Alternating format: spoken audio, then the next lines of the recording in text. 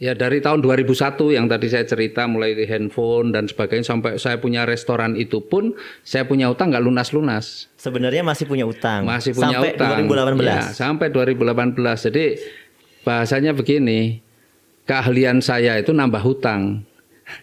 Saya kurang punya keahlian lunasi utang gitu ya. Ganti usaha tapi malah nambah utang. Iya, pas tambah hutang.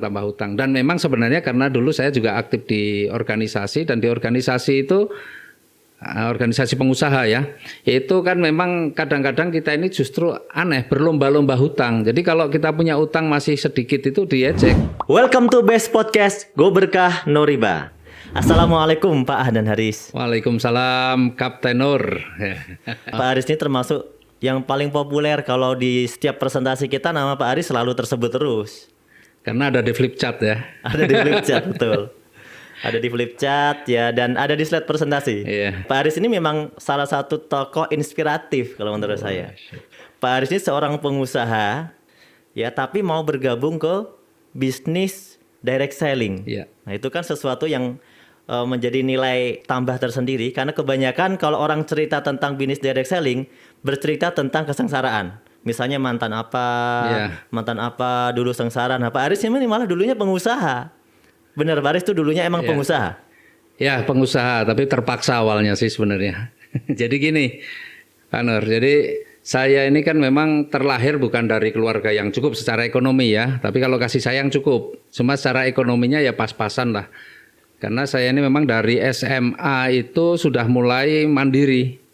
Bahkan untuk sekolah, untuk biaya sekolah pun saya dulu jualan ikan hias. Di rumah kebetulan ada sedikit halaman kosong yang saya piara ikan hias waktu itu. Itu sekolah apa? SMA waktu itu. SMA. Ya.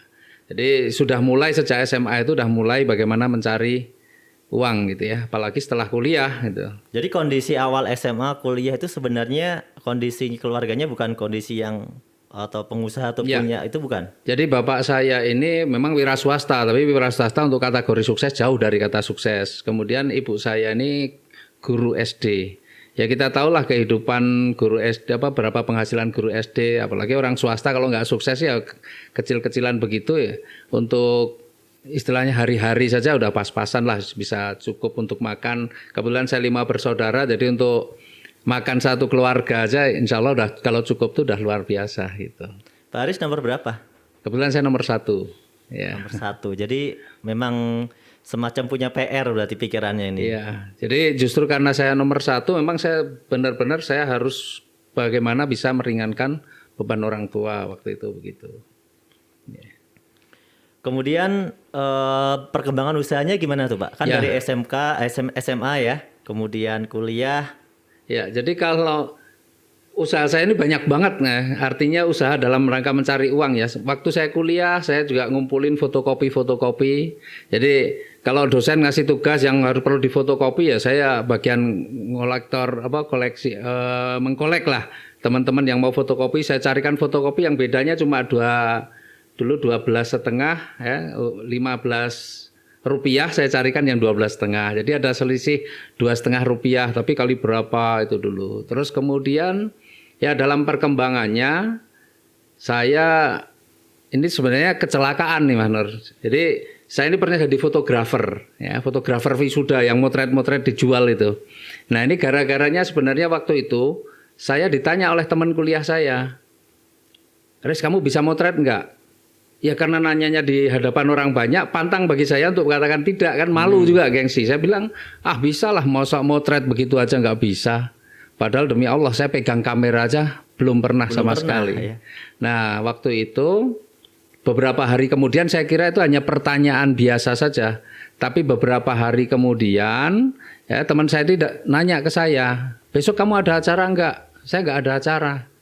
Akhirnya teman saya datang ke rumah sudah bawa kamera SLR, bukan kamera pocket ya, kamera SLR. Zaman dulu udah bawa kamera gitu ya. Ada filmnya udah disiapin, masih pakai film, bukan digital kan. Belum pernah megang Pak? Belum pernah pegang sama sekali. Saya mau megang aja nggak berani waktu teman saya, "Ini besok aku ada disuruh mintain tolong untuk motret. Dan saya kebetulan besok nggak bisa, benar-benar nggak bisa. Aku minta tolong sama kamu ya, ini dipotretin nih kameranya, ini filmnya. Saya mau pegang aja nggak bisa." Tapi saya udah terlanjur saya bilang nggak ada acara. Terus mau ngomong apa lagi ya sudah gitu. Ya akhirnya ya udahlah siap saya bilang. Tapi saya udah mikir bagaimana nih caranya. Nah, cari-cari cara nih. Akhirnya saya inget-inget teman saya dulu yang bisa motret siapa.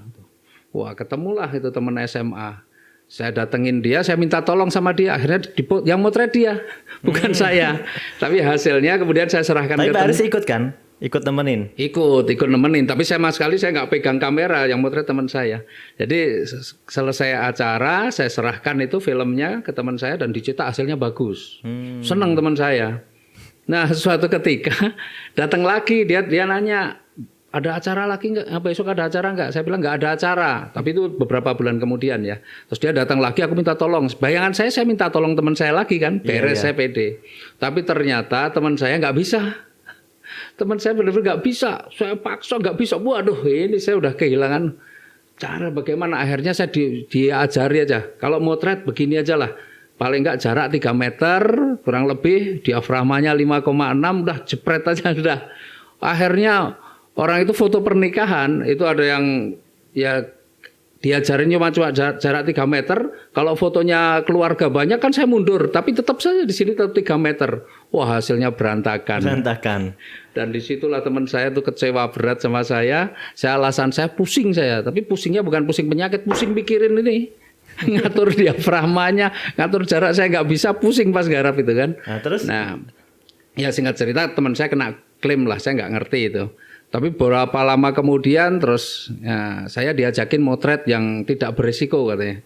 Ya udah motret apa wisuda, pas kebetulan ada wisuda. Nah diajak motret wisuda. Disitulah saya benar-benar belajar fotonya di situ. Akhirnya saya sempat jadi tukang foto. Kemudian saya pikir waktu saya wisuda itu, motret wisuda itu yang paling rajin beli foto itu orang luar Jawa. Orang Sulawesi, orang Kalimantan tuh, wah kalau beli foto kadang-kadang fotonya kelihatan separuh aja dibeli sama mereka. Oh jadi datang ke tempat-tempat wisuda itu ya? Ya asal motret itu? Asal motret terus dijual tuh loh, dipajang gitu lah. Iya. Nah itu. Jadi itu termasuk belajar usahanya itu? Awal-awal itu justru awal-awal di situ. Terus kemudian saya berpikir begini, kalau orang luar Jawa saja senang beli foto, apalagi orang luar negeri. Nah saya mulai, karena kebetulan di Jogja ini kan wisatawan banyak. Nah, sama-sama motret langsung jual kan, saya foto aja orang asing, orang Belanda lah, orang Jerman, pokoknya orang yang datang ke Jogja pas ke objek wisata, ke Borobudur, ke Prambanan, ke Keraton, saya foto aja, saya jual. Ternyata karakter-karakter orang-orang luar negeri ini beda-beda. Yang paling demen foto, paling senang foto itu ternyata orang Asia, khususnya orang Jepang, orang Taiwan. Kalau orang Eropa ini kalau fotonya nggak bagus, nggak mau, dia nggak ambil. Tapi orang Jepang, orang Taiwan, wah jelek-jelek dikit tetap diambil. Akhirnya saya spesialis motret tamu Jepang, tamu Taiwan di Borobudur dan Prambanan. Mulai rutin berarti ya? Ya dari situlah kemudian berkembang lah. Akhirnya kemudian saya coba kembangkan di Bali. Nah di Bali saya ketemu. Berarti panjang itu perjalanan foto ini? Panjang. Akhirnya saya punya foto studio dan sebagainya lah. Itu dari foto. Dan dari foto juga. Pas punya foto studio masih kuliah Kak? Saya masih kuliah waktu itu. Makanya kuliahnya nggak selesai-selesai. Sampai sekarang nggak dapat ijazah. Kebanyakan mikirin duit. Iya, jadi saya sempat punya studio. Dulu di Jogja, satu-satunya yang bukan pribumi, tapi ya orang Jawa lah bahasanya gitu, yang punya mesin cetak itu ya saya. Yang lain rata-rata ya mereka-mereka yang sudah inilah. Kalau yang orang benar-benar orang Jawa gitu. Orang Jawa ya yang saya punya dulu. usaha Punya mesin cetak foto itu Pak Adan Haris. Nah, itu dulu sempat seperti itu. Itu berarti masih di usia-usia kuliah atau udah lepas kuliah itu punya usaha foto studio itu? Foto studio sebelum punya mesin itu masih kuliah, tapi pas punya mesinnya saya sudah nggak kuliah. Udah nggak kuliah. Terus kemudian banyak sih sebenarnya usaha, termasuk saya ini waktu itu sambil merintis karena waktu foto-foto wisuda ini kan terus saya ada sedikit uang, saya buka jadi nyewain angkringan kalau di Jogja ini. Angkringan tahu ya? Yeah. Nah, nyewain angkringan. Tempat makan itu kan? Iya, yang disewain apa gerobaknya? Gerobak angkringan. Ya terus macam-macam lah sebenarnya banyak banget. Nyewain gerobak tuh berarti Pak Aris bikin? Saya bikin. Ya karena saya ada uang sedikit-sedikit, kemudian saya lihat kan banyak teman-teman saya di kampung ini yang nganggur. Nah, saya buat gerobaknya, mereka sewa gitu ya. Mereka sewa, kemudian makanannya itu orang-orang sekitar tuh saya suruh buat makanannya untuk store di situ. Jadi yang nyewa gerobak ini dia sebenarnya cuma jualan minumannya aja. Tapi makanan-makanan kan di setor sekitar. Disetorin ya? Ya itu pemberdayaan masyarakat lah bahasanya. Sebenarnya udah mikirin dari dulu tuh seperti itu saya. Bagaimana memberdayakan banyak orang. Ya saya sampai punya waktu itu 8 angkringan. 8 angkringan ya? Sewanya per hari 2.000 dan dalam 1 minggu saya hanya tarik untuk 6 hari. Jadi yang 1 hari free silahkan gitu ya. Itu per hari 2.000 gitu. Cuma 8 Pak, nggak nambah?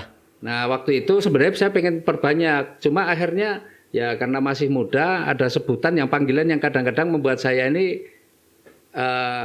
ya nggak pede lah. Juragannya angkringan gitu ya kesannya.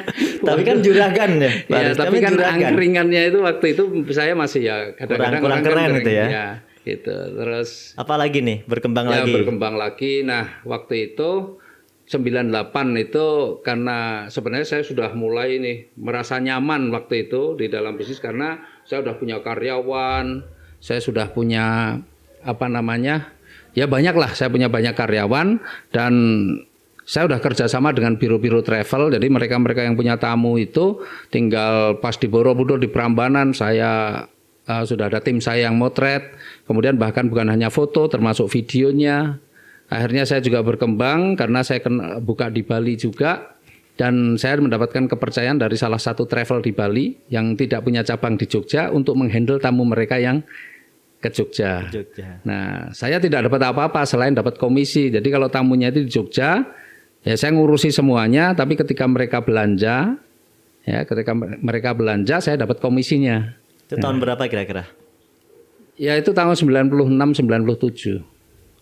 Ya itu luar biasa sebenarnya karena komisi dari art shop itu besar. Jadi waktu itu sebenarnya Mas Nur kalau bicara rezeki ya tahun-tahun segitu mungkin saya penghasilan antara 1 sampai 2 juta per hari. Sementara saya gaji karyawan masih 45.000 rupiah sebulan. Gitu. Jadi bisa dibayangkan itu. Nah saya berpikir bahwa waktu itu ya kehidupan seperti ini atau rezeki seperti ini akan mengalir terus. Bakal jalan terus. Tetapi ternyata 98 kan ada reformasi itu. Yeah. Sehingga Pak Harto turun dengan gejolak kan. Sehingga tidak ada lagi tamu asing yang datang ke Indonesia berkurang. Jadi habis bahkan bukan. Jadi waktu itu penghasilan saya bukan berkurang tapi habis berhenti penghasilan saya. Karena dari tahun 98 itu ngandalin itu kan ya. Iya, berhenti. Sudah nggak ada lagi kan. Nah, saya kemudian selama 2 tahun dari 98 sampai tahun 2000 itu sampai 99 1 tahun itu saya dengan gaya kehidupan yang sama, itu hanya mantap itu, makan tabungan benar-benar saya. Nah, tahun 2000 saya mencoba handicraft, saya mencoba furniture tapi gagal. Nah, 2001 saya mulai dengan sisa-sisa uang yang saya punya, saya buka toko handphone. Tahun 2001.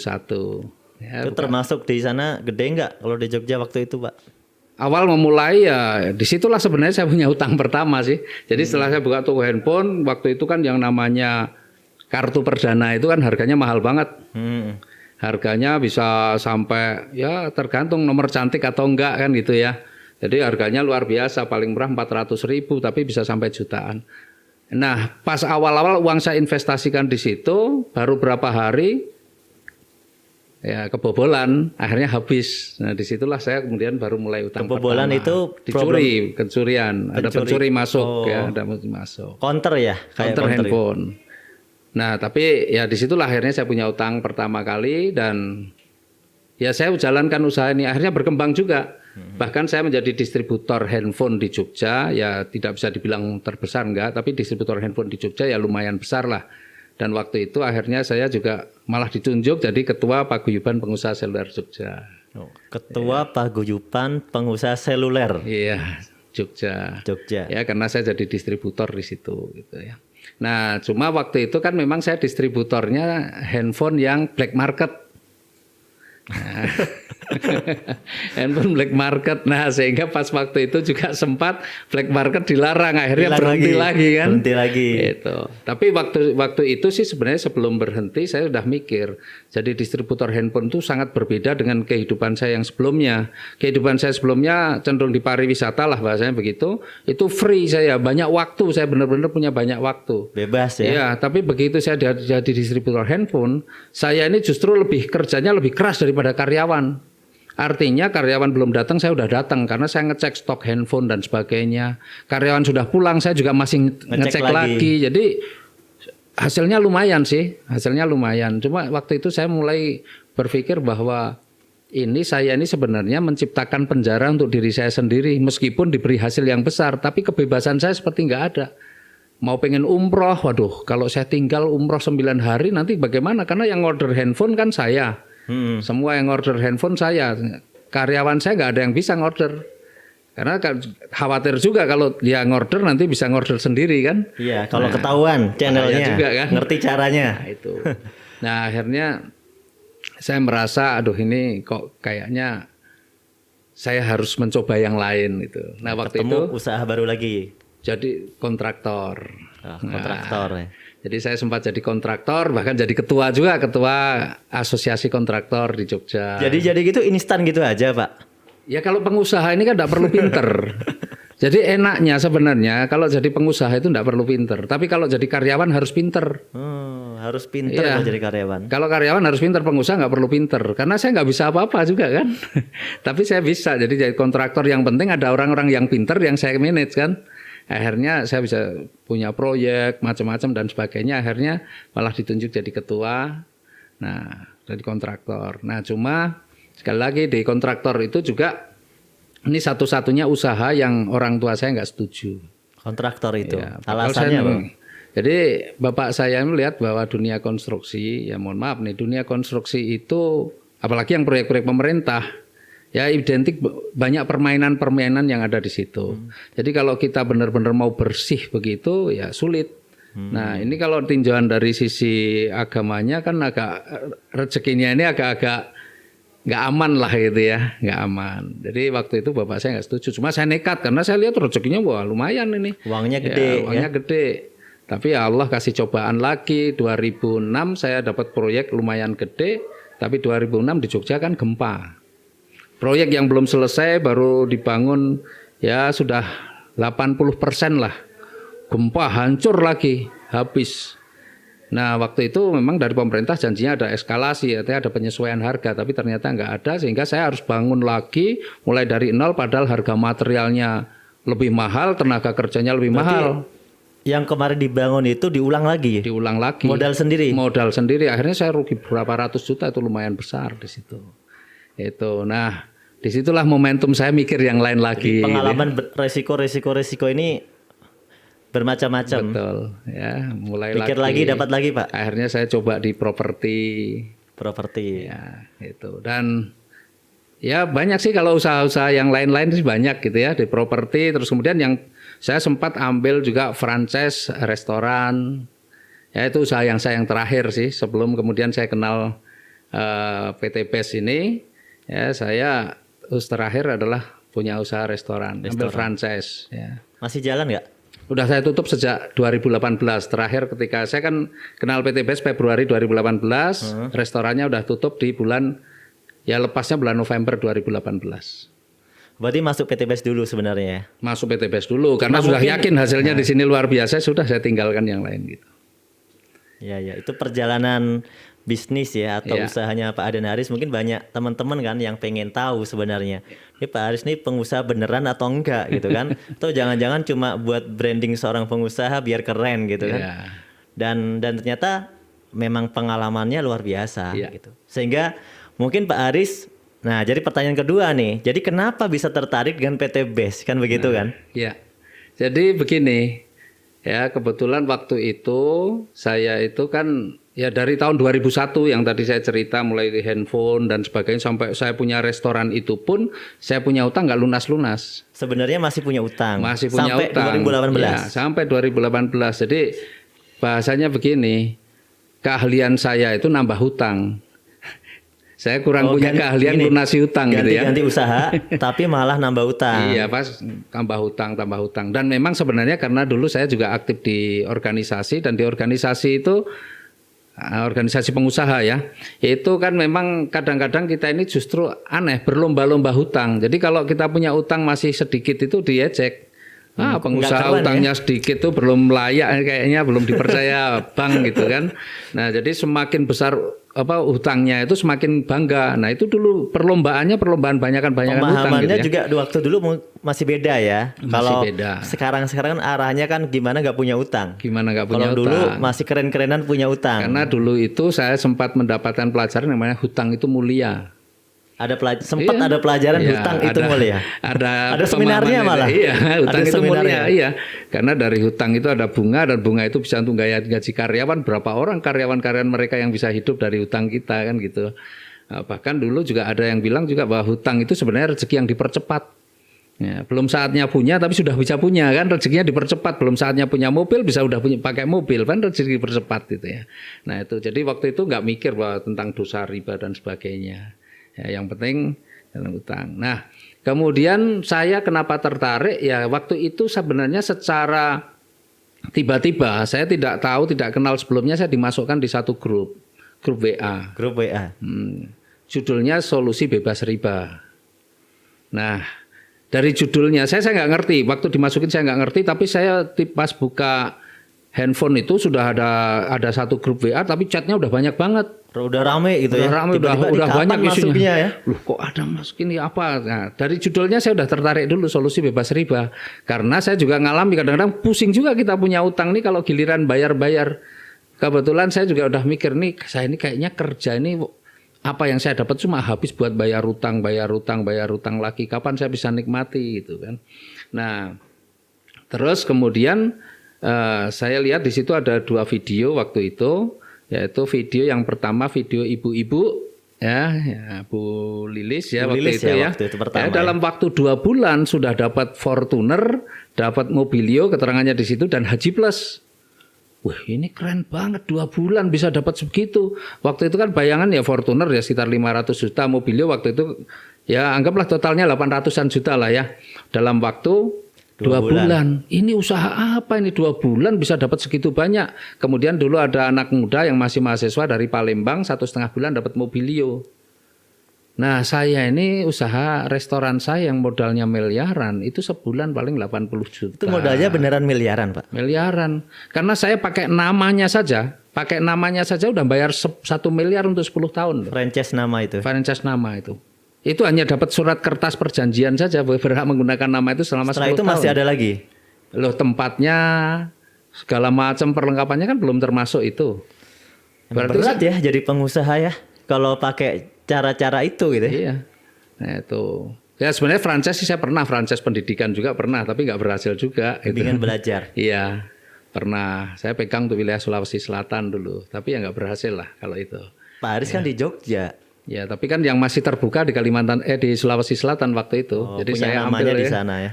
Enggak, artinya yang masih dibuka untuk kesempatan untuk menjadi waktu itu istilahnya master franchise itu di Sulawesi Selatan ya. Saya ambil yang Sulawesi Selatan. Itu, tapi ya nggak berhasil lah kalau itu. Terus kemudian yang restoran nih 1 miliar untuk 10 tahun. Bayangin berarti 1 tahunnya 100 juta itu hanya untuk nama loh ya. Kalau ibarat orang balikin modal kan, hanya untuk coba bayangin. Nah, balikin modalnya butuh waktu lama itu. Saya modal miliaran aja per bulan 80-an juta. Ini ada bisnis kok kayaknya modalnya kecil banget, itu 2 bulan sudah 800 juta, ini bisnis apa gitu. Makanya saya apalagi ada mahasiswa juga 1,5 bulan udah dapat Mobilio. Ya jujur aja kita ini tertariknya di situ kan. Makanya saya lihat mahasiswa kan berarti kan anak baru lah ya. Anak baru, mahasiswa itu identik teman-temannya mahasiswa nggak punya duit kan begitu ya. Iya betul. Nah makanya saya lihat admin yang masukin saya siapa. Oh saya lihat, terus kemudian fotonya saya lihat. Wes keren juga nih pakai jas, pakai dasi gitu. Nah saya japri, saya ajak ketemu. Ternyata orang Gresik. Nah karena saya ngebet ya sudah kita buat atur pertemuan di bandara aja, udah janjian ketemu di bandara. Akhirnya sepakatlah ketemu di bandara, waktu itu saya sampai jam 2 dan saya udah beli tiket pulangnya 6:30 malam. Nah ketika saya sampai di sana ternyata habis hujan itu. Dah saya nunggu di rumah makan yang ada di bandara. Nah sampai jam yang dijanjikan memang belum datang. Nah tapi beberapa saat kemudian ada telepon masuk. Dia nanya, Bapak di mana? Saya di rumah makan yang ini. Oh ya saya ke situ Pak. Saya tengok loh itu ada orang habis telepon tapi kok pakai seragam putih abu-abu. Berdua itu 2 orang. Ketemunya pakai seragam putih abu-abu. Iya, saya kaget. Kan foto profilnya pakai jas. Iya. Nah ternyata dia dari sekolah, pulang sekolah. Buru-buru Pak, buru-buru itu. Berdua sama temannya. Nah sudah begitu saya lihat celananya basah separuh, berarti naik motor. Coba bayangin jauh-jauh saya membayangkan ketemu orang yang luar biasa, ternyata yang saya temui anak SMA ya. Datang pakai pesawat saya ya. bayangkan dia sukses, ternyata dia main naik motor, udah. Saya sebenarnya down waktu itu, waduh salah saya ini ketemu orang itu. Akhirnya saya tanya dan menurut saya sih waktu itu ya apa yang saya tanyakan tidak mendapatkan jawaban seperti yang saya harapkan lah, intinya begitu. Tapi yang Pak Haris lihat dari anak ini apa? Nah itulah akhirnya ya Allah ini memang kirimkan ke saya ini anak SMA itu betul-betul sebagai jalan, sebagai wasilahnya. Karena ketika ketemu anak SMA sebenarnya saya ini nggak mau ambil keputusannya sebenarnya. Cuma waktu itu saya pikir, saya waktu aktif di organisasi ya dulu, kebetulan di HIPMI gitu, saya ini sering diminta waktu itu kan menjamur tuh LPK itu kan menjamur dulu banyak sekali. Nah saya ini sering dimintain tolong untuk ngisi salah satu materinya yaitu kewirausahaan. Nah, jadi saya sering provokasi kan, wah, jadi orang tuh jangan mikir apa-apa harus lulus besok cari kerja, tapi bagaimana menciptakan lapangan kerja. Anak kan, muda gitu ya. jadi pengusaha gitu ya. Saatnya sekarang itu juga berpikir ke sana. Dulu jadi provokator begitulah.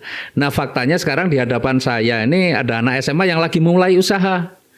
Padahal awal kecewa ya. Kecewa. Maka saya pikir, aduh ini tanggung jawab saya dulu tukang ngomong begitu, sekarang di hadapan saya ada seperti itu. Kalau orang hanya bisa ngomong nggak bisa menjalani, wah itu malah bahaya. Ya makanya udahlah saya ambil keputusannya aja lah. Padahal saya nggak paham juga. Dah langsung waktu saya bayar. Nah cuma dia nggak bawa produk. Lah terus produknya gimana? Ya udah saya ambilin dulu. Gitu. Dia mau ngambilin produk, tapi saya pikir kalau dia langsung pergi begitu saja, lah nanti kalau nggak balik bagaimana? Nah kebetulan dia datang berdua, ya udah temannya yang saya suruh tinggal untuk jaminan gitu. Tapi beneran diambilin ya? Tapi diambilin meskipun belum lengkap ya. Jadi produk yang saya ini kan waktu itu belum lengkap, tapi dapat produk sebagian dan dapat flip chart. Nah flip chart itulah yang kemudian singkat cerita setelah dia pulang saya baca-baca sendiri karena nunggu pesawat pulang ke Jogja. Bahkan di pesawat juga saya baca-baca sendiri pelan-pelan. Kayaknya ini menarik ini benar-benar bagus ini kayaknya gitu. Saya sampai rumah itu jam 8 malam. Sampai rumah itu jam 8 malam saya buka lagi. Saya begitu masuk rumah itu enggak ngapa-ngapain saya buka lagi. Saya baca-baca saking penasarannya. Nah disitulah saya lihat, oh ini kantornya di Bandung. Kalau begitu saya mending langsung ke Bandung. Maka malam hari itu juga jam 11 malam saya berangkat ke stasiun, saya langsung beli tiket, dapatnya jam 12:30, jam 00.25 waktu itu ke Bandung. Itu kebetulan di sini lagi ada acara nggak di Bandung? Nggak ada. Belum ada. Jadi ya? nggak ada acara waktu itu, tapi di depan itu di reception itu rame. Nah saya cuma lihat waktu itu ada orang yang ramah lah menurut saya gitu ya. Nah orang yang ramah itu saya pahami bahwa itu pasti orang lama. Kalau orang baru egois mikirin diri sendiri nggak mungkin dia nyapa-nyapa orang. Tapi orang yang mau menyapa orang lain itu biasanya orang lama. Orang yang sudah hafal dengan lingkungannya di situ. Akhirnya saya tanya beliau, dijelaskan. Ya bagi saya ini pekerjaan yang sangat mudah. Karena waktu itu saya tanya apa yang harus saya lakukan di awal. Hanya ajak 2 orang. Ini tidak ada kewajiban, tidak harus belanja tiap bulan gitu ya. Yang penting minimal harus ajak 2 orang. Gitu. Kalau pengen dapat banyak ya ambil yang stokis, sudah stokis kan. Waktu itu begitu. Saya jawab aja, saya ini kan ya ada gengsi dikit lah gitu ya. Ya kayak dulu bisa motret bisa, ini udah stokis ya, dituduh kan jawab stokis aja, ya. Udah saya bilang gitu. Akhirnya saya diajak masuk di ruangan ya. Waktu itu saya diajak ketemu ownernya Pak Haji Febrian dan kebetulan beliau lagi menerima banyak tamu. Enggak, tapi ini kan bisnis jaringan ya. Berarti nyambung dengan yang di Jawa Timur. Nyambung. Nah, jadi begini. Saya itu kan lihat ini karena tidak ada kewajiban belanja tiap bulan. Berarti sebenarnya bisnis ini bukan bisnis jualan semata-mata, tapi mengandalkan bahwa bisnis ini adalah kekuatan leadership kepemimpinan. Kalau ada belanja tiap bulan berarti kita jadi sales nih kayak orang ini ya. Kalau saya pengusaha jadi sales nggak mau lah gitu ya. Bahasanya gitu. Tapi saya lihat karena nggak ada kewajiban belanja, ini leadership ini yang paling berperan. Ya kalau kita bisa membangun tim kan pasti terjadi omset. Tetapi intinya adalah bagaimana kita membangun tim. Nah ini bisnis leadership. Kalau leadership sudah kerjaan saya dari dulu. Jadi sejak saya jadi pengusaha di organisasi itu leadership sudah dalam pemahaman saya itu bukan pekerjaan yang sulit. Yakin di situ. Itu makanya saya udah yakin aja nih ini luar biasa sudah. Makanya saya pilih ini. Gitu. Jadi saya makanya sampai hari ini ya dalam menjalankan ini pun saya memang jarang saya berbicara tentang produk itu saya jarang. Ya. Produk pasti dibicarakan itu ya Mas saya produk pasti dibicarakan tapi tidak pernah. Yang bikin tertarik jadi apa Pak? Bisa lunas utang atau apa? Ya jadi saya itu tertarik karena judulnya solusi bebas riba. Kebetulan saya juga pengen bebas riba. Tapi yang saya juga menjadi tertarik adalah karena ada ibu-ibu yang 2 bulan sudah bisa dapat Fortuner, dapat 2 Mobilio. Nah ini kan sesuatu yang luar biasa. Bagi Pak Aris itu terbukti berarti bisnis ini ya. Secara konsep terbukti bisa bantu orang. Karena Pak Aris tadi membandingkan dengan apa yang Pak Aris lakukan di dunia usaha gitu. Karena kan kalau kita mau berbisnis tuh ada teorinya kan kita lihat hasil akhirnya kira-kira seperti apa. Bukan hanya masalah kerjaannya bagaimana, tapi hasil akhirnya seperti apa. Nah di sini sudah lihat 2 bulan saja 800 juta. Bagaimana kalau itu dikerjakan 2 tahun? Bagaimana itu kalau dikerjakan sungguh-sungguh 5 tahun? Wah pasti luar biasa kan begitu. Jadi kita lihat hasil akhirnya.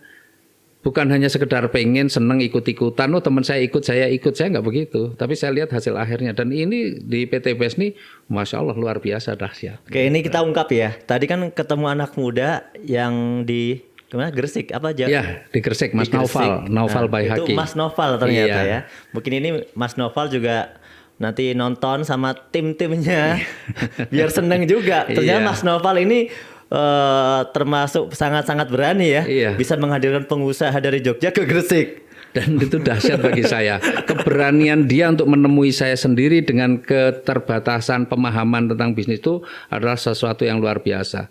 Biasanya kalau orang yang belum begitu paham menemui orang, apalagi udah tahu dari Jogja mau ke Surabaya gitu, dia pasti cari teman yang sudah paham lah, leadernya yang sudah paham. Tapi dia berani datang sendiri tanpa didampingi siapapun, itu luar biasa. Didampingi temannya pun teman sekolah. Teman sekolah yang nggak paham. Saya tanya waktu dia ngambil produk, ikutnya nggak ikut, nggak tahu katanya begitu. Terus akhirnya nyambung sama yang di Bandung tadi, sama leader yang ramah itu siapa? Nah itulah ternyata engkong kita. Iya itu beliau nih Pak Suroto dan waktu itu beliau nggak ngomong kalau beliau tuh leader saya nggak ngomong gitu. Jadi beliau ini Pak Suroto sebenarnya waktu itu udah tahu belum sih? Belum ya? Saya nggak ngerti persis sebenarnya beliau ini paham apa enggak gitu ya. Tapi saya yakin beliau tahu lah kan dia dari siapa dia nanya kan mungkin dia udah paham juga cuma dia beliau nggak ngomong. Sepertinya nih udah koordinasi. Kalau misalnya soalnya kan ini perlu ditanya langsung ke orangnya nih. Soalnya kok kebetulan sekali ya, Mas Naufal kan kebetulan ini juga timnya Pak Suroto kan di sana. Kebetulan Pak Aris ke Bandung ketemunya Pak Suroto. Waktu itu nggak sengaja kan, nggak cari Pak Suroto kan? Oh itu skenario Allah lah di situlah. Karena saya ke Bandung juga nggak ada rencana kan. Saya tiba-tiba kan saya dari Surabaya langsung ke Jogja, langsung berangkat ke Bandung. Langsung Bandung lagi. Jadi nggak pakai jeda waktu lah istilahnya gitu terusan. Jadi ya itulah skenario Allah untuk pertemukan saya dengan PT BES. Tapi dilihat dari cerita itu Pak Aris ini niat banget ya ngejar-ngejar orang ke Gresik kemudian ke Bandung lagi. Ini kan kayak orang yang ngebet gitu. Kalau saya lihat dari cerita. Ngapain puter-puter Pak gitu. Besok lagi kan bisa gitu. Kalau dipikir loh. Ya. Saya ini selalu berusaha apapun itu yang saya kadang-kadang saya hindari adalah menunda. Karena saya paling nggak suka ketika saya masih ada sesuatu yang bisa saya kerjakan, saya tunda-tunda besok saya nggak suka. Karena ya akhirnya membuat saya tidak nyaman sendiri. Jadi saya harus tuntas nih apa yang pengen saya tahu harus kalau bisa saya selesaikan secepatnya. Apa yang bisa saya selesaikan secepatnya. Makanya Apalagi kan sekali lagi, kenapa saya ngebet ya karena saya tahu hasil akhirnya kira-kira luar biasa. Dari flip chart yang saya baca itu, saya lihat wah ini pekerjaan super gampang. Kalau sampai orang nggak sukses, waktu itu pun saya sudah mikir ini kalau seperti ini pekerjaan super gampang, benar-benar super gampang. Karena begini, di organisasi saya biasa mengkoordinir orang, yang mana orang-orang itu saya koordinir dan dia tidak dapat apa-apa dari situ. Mau Kerja bakti kan di organisasi kan kerja bakti kan, kita koordinir dia untuk kerja bakti loh, bahkan kadang-kadang malah nyumbang keluar duit, itu aja bisa. Lah ini bagaimana mengkoordinir orang yang orang itu kalau mau dikoordinir artinya dia juga mendapatkan hasil, dan hasilnya bukan kecil, hasil yang luar biasa besar. Jadi ini sebenarnya bagi saya ini pekerjaan yang luar biasa, mudah bagi saya. Karena apa? Nggak ada jualannya itu tadi. Tapi kalau misalnya ada kewajiban tiap bulan harus belanja sekian, mungkin saya nggak ambil keputusan. langsung malas gitu ya? Saya memang nggak akan ambil keputusan kalau itu. Karena ya bagi saya itu satu pekerjaan sendiri yang ya bukan keahlian saya gitu.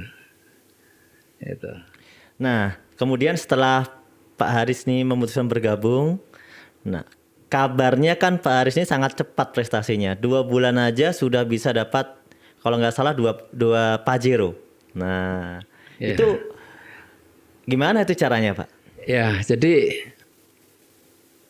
karena saya paham ini hasilnya luar biasa, maka saya harus perjuangkan itu dengan sungguh-sungguh. Saya memang selalu punya target. Jadi kalau apakah apa yang saya kerjakan ini memang betul-betul bisa membawa perubahan untuk saya atau tidak, maka saya all out. Seandainya dulu saya kerjakan ini, saya paling 2 bulan, 3 bulan nggak ada hasil, mungkin saya langsung ambil keputusan ya dan tidak, terus atau tidak. Jadi saya nggak mau ketika ngambil keputusan santai-santai, jalan santai-santai. Saya membuang-buang waktu yang model begitu. Jadi ketika saya ambil keputusan, saya langsung gas itu. Bahkan istri saya pun tahu ketika saya sedang mengerjakan sesuatu, udah nggak bisa lagi diganggu-ganggu. Saya tuh berangkat pagi, ya waktu awal-awal tuh, kalau waktu udah di Jogja itu, saya berangkat jam 7 pagi karena memang saya punya kebiasaan kalau pagi itu ngantar anak sekolah. Tapi yang jemput tuh bagian istri saya, tapi ngantar anak sekolah itu selalu bagian saya. Nah saya ngantar anak sekolah, habis ngantar anak sekolah itu udah saya all out, saya kerjakan ini. Dan saya baru pulang kadang-kadang jam 11 malam. Itu hampir tiap hari saya lakukan terus. Ya, Keliling berarti ya? Keliling ketemu gitu? Nah karena saya waktu itu nggak keliling sih. Tapi saya karena di Jogja itu ada restoran yang 24 jam. Jadi saya habis nganter anak saya sekolah, nah saya udah nongkrong tuh di restoran itu. Nongkrong gitu aja? Tapi sebelumnya, sehari sebelumnya saya kan sudah buat janji. Oh, tinggal nungguin aja. Misalnya saya udah telepon dulu, besok kita pagi-pagi ya kita sarapan ya jam 7:30. Nah itu ya 2 orang 3 orang teman-teman nih.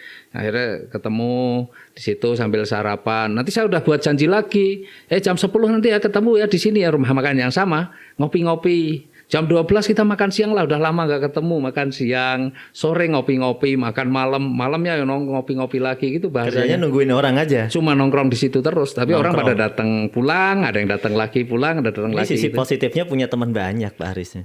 Ya, alhamdulillah lah. Perjalanan jadi pengusaha tadi relasinya lumayan ya. Jadi sebenarnya setiap orang itu pasti punya banyak teman. Cuma apakah dia bagaimana hubungan dia dengan temannya tergantung banyak track record selama perjalanan pertemanan itu.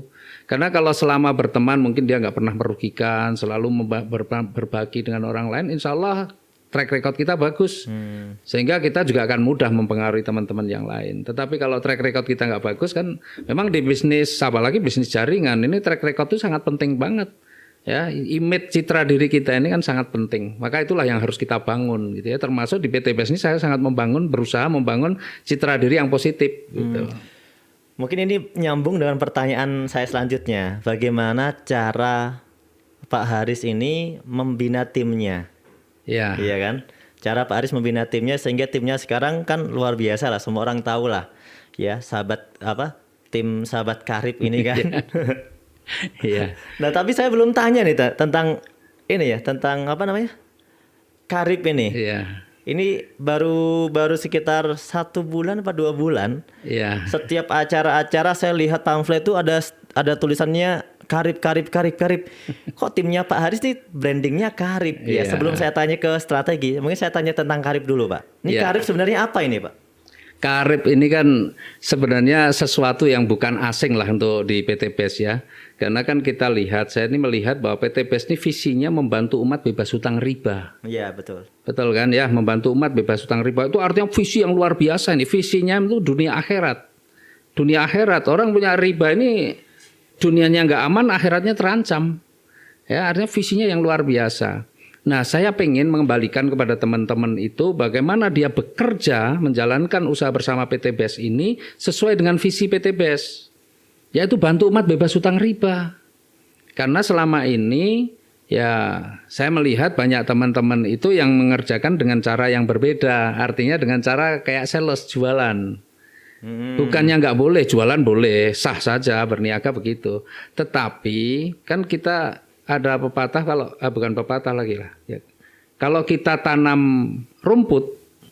tanam padi, pasti tumbuh rumput. Tumbuh rumput. Tapi tanam rumput belum tentu tumbuh padinya kan? Betul kan? Betul, betul. Nah, kalau kita ngajakin orang bebas hutang riba, pasti terjadi omset.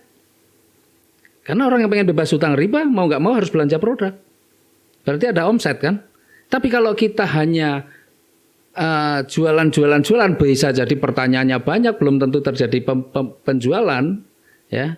Apalagi kalau penjualan pun hanya 1 box 2 box, itu kan nggak mempengaruhi banyak berpengaruh dalam bisnis kita. Dan juga kalau kita bicara bebas riba itu kan sebenarnya bicara akhirat. Kalau kita pikir akhirat kan dunia mengikuti. Iya. Bahasanya kan begitu. Maka ketika kita ngajak orang bebas hutang riba, maka ya omset itu pasti terbangun. Jadi sebenarnya di bisnis PT BES ini konsepnya adalah betul-betul bagaimana kita orang-orang yang terlibat di dalamnya ini kembali pada visi dari PT BES, yaitu bantu umat bebas hutang riba. Nah tentunya untuk bisa seperti itu harus mulai apa yang kita ucapkan, apa yang kita lihat itu harus sama. Makanya saya buat Karib, komunitas anti riba. Karib itu komunitas anti riba. Nah, komunitas anti riba ini kan kalau kita sudah masuk di komunitas anti riba, kalau ditanya kegiatannya apa? Oh, saya aktif di komunitas anti riba. Kan enak nih. Berarti kita setiap saat ketemu orang ngomongnya riba. Nah, perkara kita yang ketemu petani, misalnya ketemu petani nih, ya petani kan juga punya utang. Tidak harus ngomong produk dulu. Ngomong tentang hutang, bebas hutang riba. Ngomong sama guru, ngomong sama tentara, ngomong sama karyawan swasta, ngomong dengan pengusaha. Ya sama saja ngomong tentang riba. Makanya PT BES membuat produk yang banyak itu memang tidak membuat kita suruh jadi sales jualan produk-produk begitu. Tapi artinya supaya kita mengajak bebas hutang riba itu ketemu siapapun bisa. Di semua segmentasi produknya ya, nyambung. Nyambung, ketemu petani kita punya eco farming. Ngajakin bebas hutang riba misalnya orang-orang yang senang kecantikan, kita punya produk kecantikan kan gitu. Artinya produk-produk yang kita disiapkan oleh PT BES ini variatif, bermacam-macam itu supaya misi kita untuk membantu umat bebas hutang riba itu ketemu semua segmen itu tetap bisa nyambung gitu. Jadi sebenarnya sahabat Karib ini ya. Orang-orang yang terlibat di dalam komunitas anti riba ini sebutannya adalah sahabat Karib. Ini sebenarnya menyatukan dengan bahasa visi dari perusahaan. Ya. Biar satu frekuensi. Ya.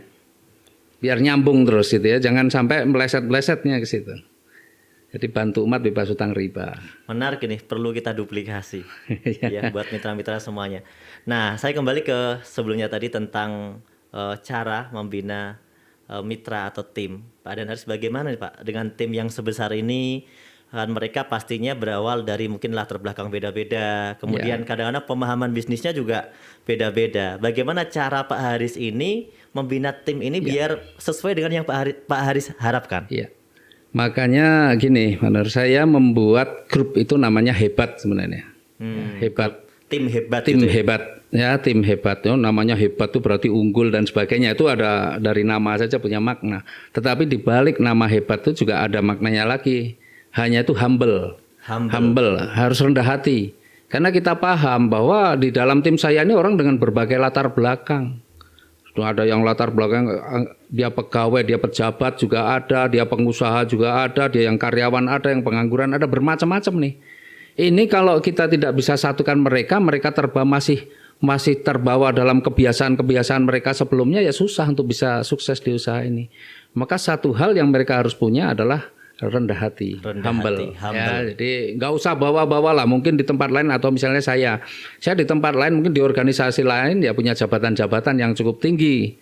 Ya, tapi di usaha ini saya bukan siapa-siapa di awal, maka saya harus belajar kepada siapapun. Tidak perlu saya membawa posisi-posisi saya untuk sehingga saya merasa sudah lebih hebat dari yang lain, enggak.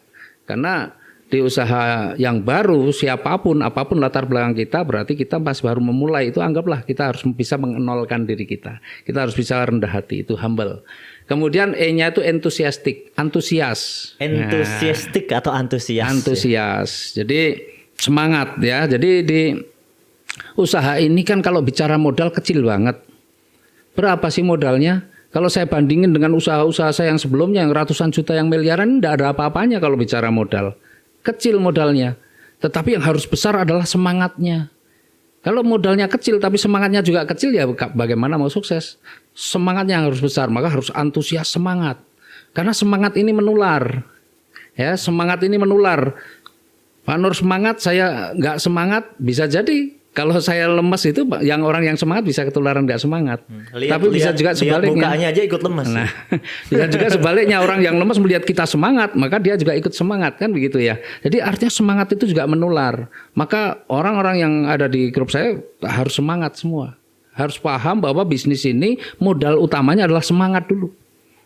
Kalau nggak ada semangat nggak akan sukses. Kalau modal uang sih kecil, gampang dicari modal uang. Tapi semangatnya yang harus dijaga. Di enthusiastic. Kemudian B-nya adalah brotherhood, persaudaraan. Ya. Nah, persaudaraan ini sangat penting karena ini bisnis jaringan. Ini bukan hanya sekedar urusan bagaimana saya dapat reward, Anda dapat reward. Tapi bagaimana juga membangun hubungan ini, benar-benar hubungan emosionalnya terbangun. Karena kekuatan di dalam bisnis jaringan itu adalah hubungan emosional. Ya, hubungan emosional. Kalau cuma hanya sekedar hubungan bisnis saja, maka gampang orang akan putus, pindah sana, pindah sini, sebenarnya sangat gampang.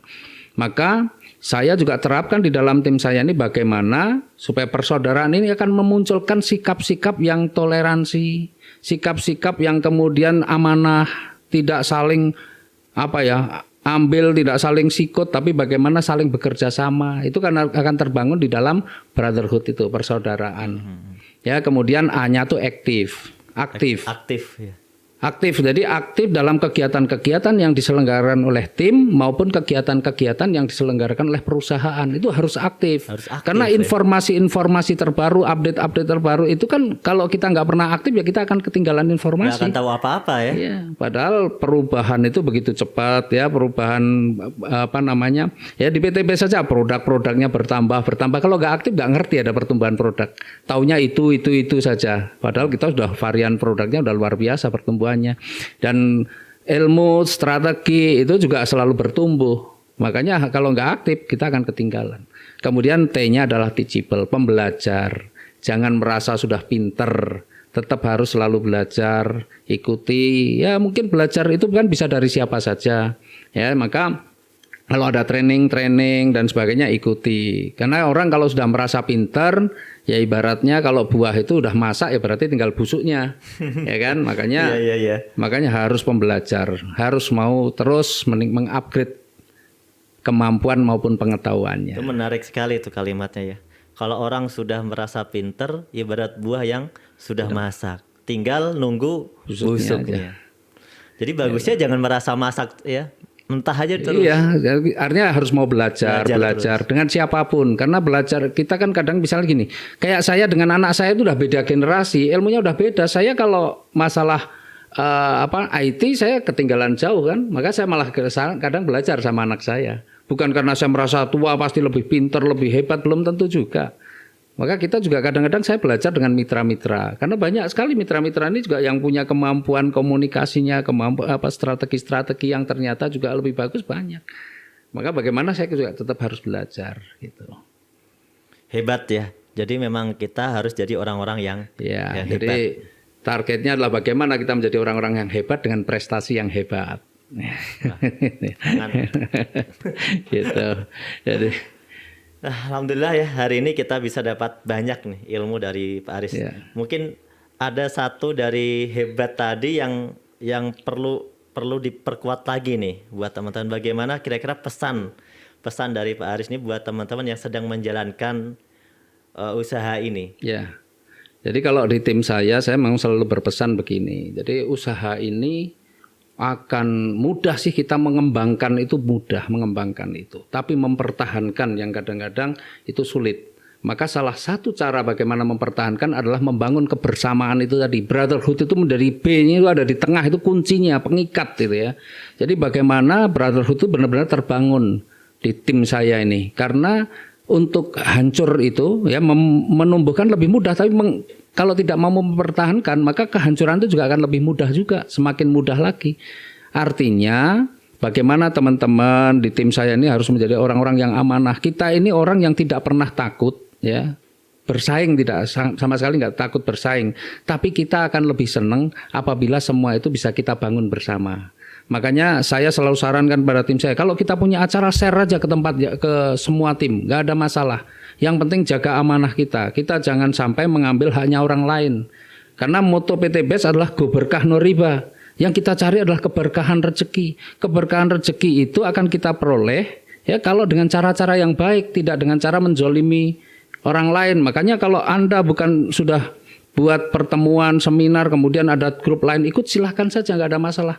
Tapi amanah itu harus dijaga. Jangan memanfaatkan, terus ngomong, wah Anda kalau mau ikut di sini harus ikut acara kita, harus ikut tim kita. Itu nggak boleh begitu. Ya, itu harus amanah karena salah satu keberkahan rezeki itu ada di situ. Tapi kalau kita sudah ngambil haknya orang lain, mitra undangannya orang lain, kita pengaruhi masuk kita, mungkin ribet-ribet akan kita dapat. Tapi keberkahan insya Allah juga nggak akan dapat. Dan itu udah keluar jauh dari visi dari visi dan tagline-nya PT BES, motonya PT BES. Luar biasa loh. Sebenarnya PT BES ini punya visinya, misinya, motonya ini sebenarnya dahsyat. Bahkan training-training yang diberikan juga keren ya. Salah satunya adalah SLC, itu kan sebenarnya bagaimana membangun keimanan kita dengan baik kan. Menjadi orang-orang yang benar-benar meletakkan dunia itu tidak di hati tapi di tangan. Kalau meletakkan dunia ini di hati, maka kadang-kadang orang udah mau mau sedekah aja mikir-mikir, takut, waduh apa ya, kayak kehilangan sesuatu. Kalau di tangan kan datang pergi biasa gitu kan. Nah, itu makanya di PT BES ini orang-orang yang pada berhasil kan ahli-ahli sedekah semua insya Allah. Nah, dan di training SLC ini ya harapan saya juga memang orang-orang yang terlibat di PT BES ini adalah orang-orang yang amanah, benar-benar bisa menjaga kebersamaan itu tadi, tidak saling sikut, tidak saling mempengaruhi mitra-mitra yang negatif untuk berpindah-pindah jaringan dan sebagainya. Itu yang kita harapkan dari. Meskipun memang PT BES sudah punya kode etik ya, tapi semua itu harus berawal dari setiap orang itu harus punya bekal bahwa harus amanah. Betul. Gitu ya. Jangan aturan itu ada, tapi kadang-kadang kalau niat orang-orangnya diniatkan dengan niat buruk, ya banyak cara yang dia bisa lakukan untuk mengelabui aturan. Kadang-kadang memang harta itu menyilaukan. Ya, ketika ada ribet, ada ini orang kan berlomba-lomba kejar ribet. Kadang-kadang kalau tidak dilandasi kekuatan iman yang bagus, ya segala cara akan dilakukan. Ya, nah ketika segala cara sudah dilakukan sebenarnya itu sudah melenceng, betul-betul melenceng dari visi, misi ataupun bahkan motonya PT BES. Nah itu. Tapi alhamdulillah PT BES sudah punya kode etik. Nah ini tinggal bagaimana orang-orang yang terlibat ini kemudian ikut aturan yang sudah ada. Ya, tinggal bagaimana juga mungkin leader komite ini juga menegakkan kode etiknya sehingga benar-benar ada keberkahan, tidak hanya keberkahan dalam rezeki setiap orang, tapi juga PT BES ini menjadi benar-benar sarana untuk bisa membuat banyak orang berubah menjadi jauh-jauh lebih baik. Gitu. Alhamdulillah. Terakhir Pak Aris. Terakhir adalah pesan buat teman-teman yang lagi berjuang dan teman-teman yang mungkin belum bergabung di sini. Ya. Jadi begini, kalau untuk teman-teman yang belum bergabung ya sekarang tinggal pikirkan saja. Kira-kira kehidupan kita setahun, 2 tahun, 3 tahun yang akan datang itu seperti apa? Apakah impian-impian kita bisa kita wujudkan? Apakah persoalan-persoalan kita bisa kita selesaikan? Gitu. Kalau setahun 2 tahun yang akan datang, impian kita bisa terwujud, masalah-masalah kita bisa selesai, ya sudah silahkan lanjutkan saja. Tapi kalau kira-kira setahun, 2 tahun, 3 tahun yang akan datang, kehidupan kita masih seperti biasa-biasa saja, banyak impian yang belum terwujud, maka bergabunglah bersama kami di PT BES, karena insya Allah banyak sekali impian yang bisa terwujud. Karena di PT BES ini nikmatnya di bisnis jaringan itu kita tidak bekerja sendiri tapi bekerja bersama-sama. Dan untuk teman-teman yang sudah bergabung, mungkin yang masih sedang berjuang, ya berjuang teruslah. Karena ini di bisnis yang lain, di bisnis konvensional yang modalnya sudah besar, sudah miliaran sekalipun, orang masih harus bekerja keras. Bukan berarti kalau ketika mereka memulai usaha dengan modal miliaran terus tinggal duduk-duduk saja. Enggak. Saya juga buka usaha dengan modal miliaran juga masih kerja keras. Nah ini modalnya cuma kecil. Maka kalau bekerja keraslah. Tapi luar biasanya bersama PT BES kerja keras kita ini dibayar sangat mahal. Dan kerja keras kita ini tidak perlu sampai berpuluh-puluh tahun. Insya Allah setahun, 2 tahun, 3 tahun, paling 5 tahun insya Allah kita udah bisa menikmati hasil yang luar biasa. Gitu Anwar.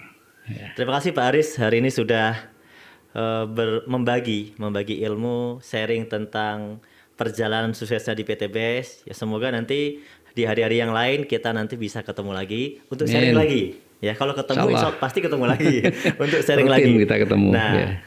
Karena tapi sebelum ditutup ini mungkin sedikit bocoran ya. Tadi kan belum saya ungkap tadi, lupa ya. Pak Aris sekarang sudah dapat berapa nih sampai edisi kali ini yang diraih? Ya sampai sekarang nih kalau nominalnya sih kurang lebih 17-an miliar lah ya, 17 miliar. Dan insya Allah sebulan 2 bulan yang akan datang ya tambah lagi lah. Kurang lebih 2 tahun ya. Kalau saya sekarang nih besok bulan Februari tanggal 22 Februari tepat 3 tahun saya. Oh, bulan Februari udah jalan 3 tahun. 3 tahun. Karena saya masuk itu tanggal 22 Februari 2018. Jadi besok 22 Februari 2021 itu tepat 3 tahun. Dan yang luar biasa, ya saya waktu masuk itu saya masih punya utang kurang lebih 3 miliaran. Ya, ngakunya pengusaha, tapi pengusaha itu identik dengan punya utang lah begitu. Tapi alhamdulillah lah, utang 3 miliar itu nggak nyampe setahun beres ya. Ya bersama PT BES. Padahal dulu sekali lagi keahlian saya itu nambah hutang. Tidak ahli sama sekali ngelunasi utang, tapi kenal PT BES sekarang ahli ngelunasi utang gitu ya. Itu luxury-nya berapa? 8 ya? Sekarang 7, mungkin insya Allah 2 bulan lagi tambah 1 lah. Bulan ini 8 ya? 8. Saya doakan Pak Aris semoga segera 10. Amin. Ya, saya doakan biar jangan 8 lah nanggung. Ya, yang bagusnya insya Allah 1-2 bulan ke depan atau lebih dikit nggak apa-apa lah, 3 bulan 10 luxury. Kalau ke 8 ke 9 sih kayaknya jaraknya nggak jauh gitu ya. Yang ke 10 ini memang masih harus. Ya, tapi sebenarnya di usaha ini pokoknya kita selalu punya semangat memulai. Yang pantas itu harus punya selalu semangat memulai. Itu adalah semangat untuk bagaimana juga supaya bisa diduplikasi oleh tim kita yang lain. Gitu. Oke, amin. Terima kasih. Mari kita berikan semangat ya buat teman-teman yang lagi nonton dengan motonya PT BES ya. PT BES, Go berkah, no riba. Assalamualaikum warahmatullahi wabarakatuh. Waalaikumsalam warahmatullahi wabarakatuh.